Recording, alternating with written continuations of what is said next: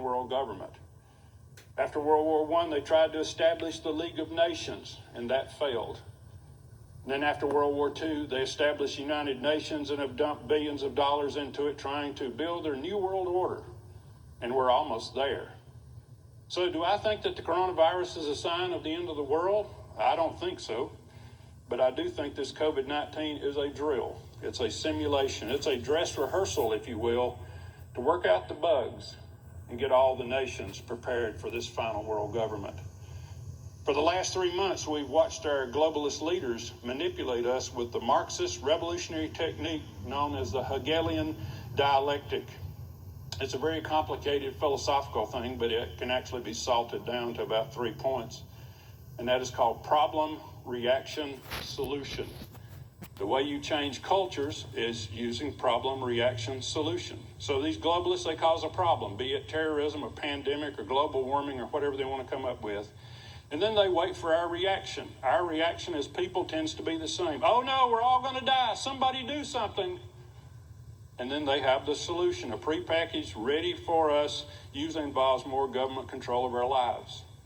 So let's look at the timetable a little bit. Sometimes it gets blurred with our 24-hour news cycles that go through, but let's look back at the timeline and see the changes that have occurred in the last couple of years that's brought about our current predicament, which for us began on March 15th when President Trump declared a state of emergency for coronavirus.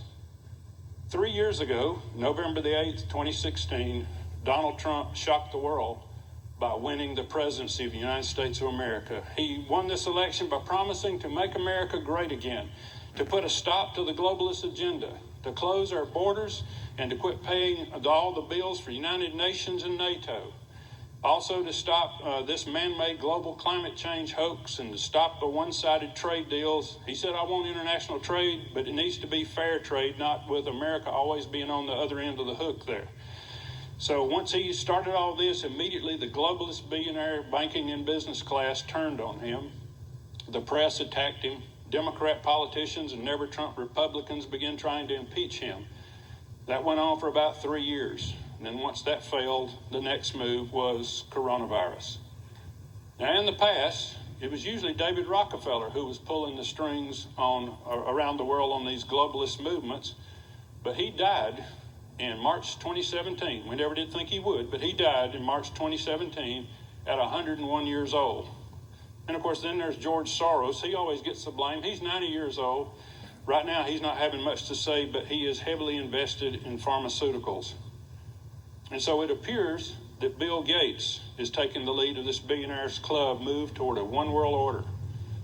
One of the other elder statesmen of this bunch is Henry Kissinger, who is now 97 years old. And ever since I was a little kid, Henry Kissinger's been on the radio and on the TV talking about his new world order.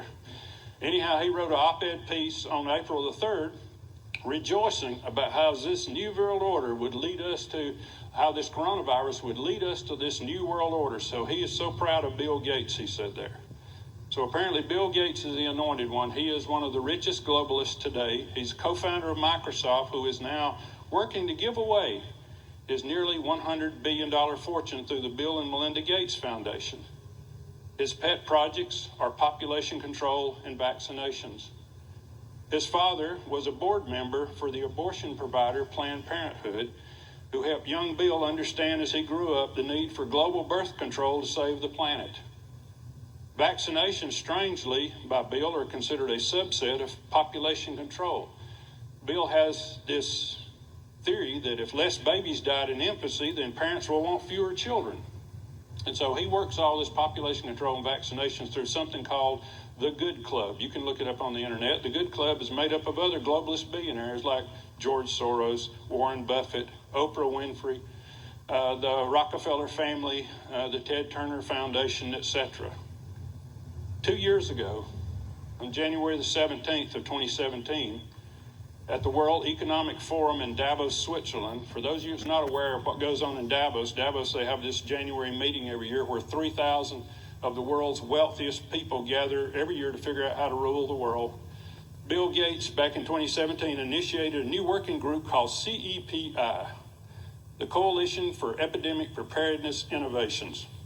It's a collaboration of the Gates Foundation, the governments of Norway, India, Japan, and Germany, and two big pharmaceutical companies called Inovio and Moderna. They also included DARPA, which is the Defense Advanced Research Projects Agency, also known as the mad scientist of the Department of Defense. It also included the Army, U.S. Army's Medical Research Institute of Infectious Diseases. That's the mad scientists of the Army that work out of Fort Detrick, Maryland. This CEPI began working on the next epidemic in 2017. Also, at Davos, Gates began working on a Netflix video called Pandemic. Now, as y'all all know, I don't watch movies, but maybe I should have watched this one. It was released in November of last year. The plot of the movie was a coronavirus that originated in a wet market in China, leaving millions of people dead. Wow, what do you think? Is that a coincidence? Is Bill Gates a prophet? Or is it a plan? Last fall, October the 18th, 2019, there was a pandemic exercise called Event 201 at Johns Hopkins University. The exercise was conducted by the Bill and Melinda Gates Foundation, the World Economic Forum, and Michael Bloomberg's School of Public Health at Johns Hopkins University. And yes, that's the same Michael Bloomberg that just tried to run against Donald Trump for President of the United States. The pandemic simulation predicted that the coronavirus would have the same kill rate as the Spanish flu of 1918, which caused around 65 million deaths worldwide in an 18-month period.